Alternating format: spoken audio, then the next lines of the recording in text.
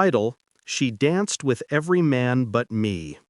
When her work husband asked, "Where's your husband?" she sneered, "Getting drinks." I handed him an envelope, HR report plus video plus his signature. Start: She laughed louder that night than she had in months. Too loud, too free. The wedding band she used to twist nervously was gone. Her hand rested easily on another man's shoulder, the one they called her work husband. I stood at the edge of the ballroom, glass in hand, pretending to watch the crowd. But I was really watching her. The song changed, a slow one. She didn't hesitate. She moved toward him, heels clicking, dress flowing like liquid arrogance. When his hand settled on her waist, something in me went very still. He looked over her shoulder at me once, a smirk. Not gloating, just careless, like I didn't matter anymore. That was my confirmation. She'd already told him everything. Maya and I had been married 7 years. 7 years of building, scraping, supporting.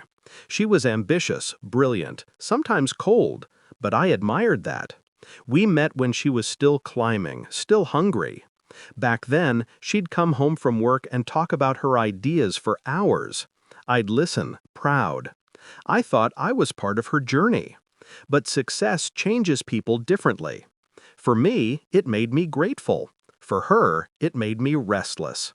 The first shift came quietly. A phone, always face down. Late nights at the office. A new perfume, one I never bought her. Then the guilt gifts, expensive watches, spontaneous dinners. Her eyes flickered when I thanked her. I knew. I just didn't want to believe it yet. The truth didn't explode. It leaked. An email left open on our shared laptop. Not a love letter, just a logistics thread between her and her coworker Dylan. Too formal, too edited. The way people overcorrect when they're hiding something. I scrolled up. There it was, a video file. Project overview, confidential. It was a recording of a work presentation, but at the bottom of the frame, I caught a reflection in the glass wall. A kiss. Quick, familiar, hers. That moment replayed in my head for days. Then came the whispers from her colleagues when I dropped by the office. The way the receptionist looked at me with quiet pity. One night, I called her phone from a different number. Dylan answered. He thought it was her. That was the night my heartbreak died and my precision began. Revenge isn't rage, it's math. I stopped confronting. I started collecting. Every late-night meeting became an opportunity for me. I bought a hidden camera, one shaped like a wall charger, installed it in our living room near the spot where she'd sometimes take her urgent calls. I subscribed to a data recovery service, pulled deleted messages from her phone backups, screenshots, location logs, dates. Every piece aligned like coordinates. Then I noticed something bigger than the affair: misuse of company resources.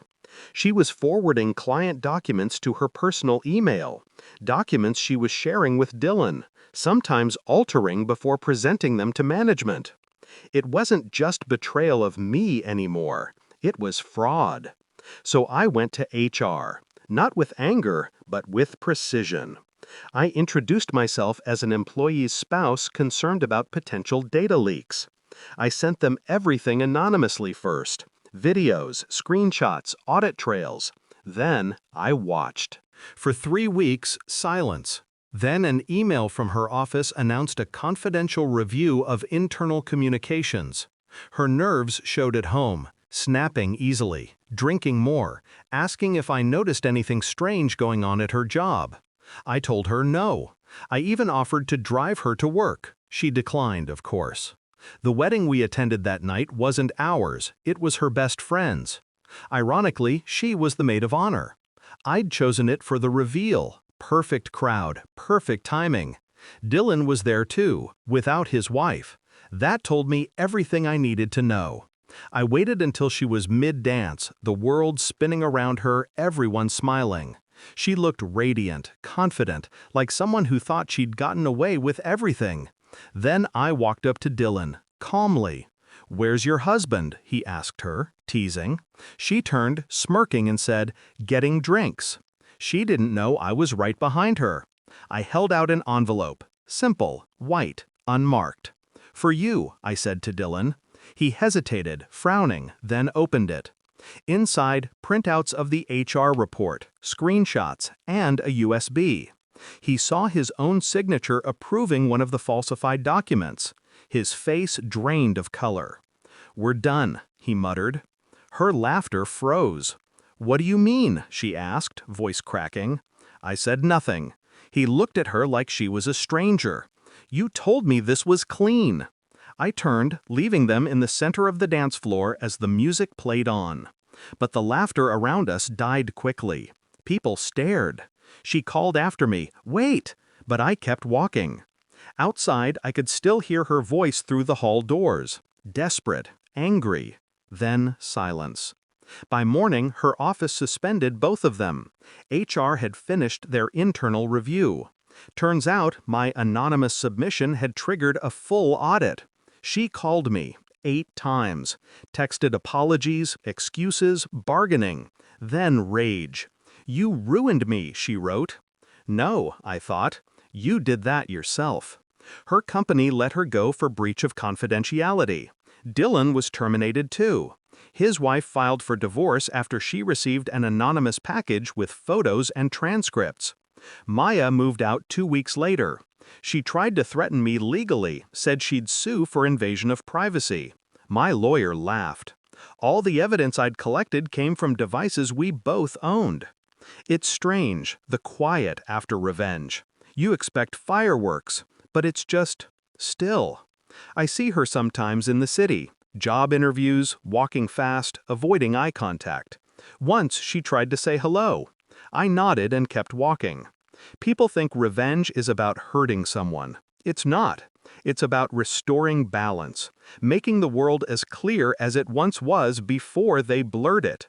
I don't hate her anymore. Hate is noisy. I prefer silence.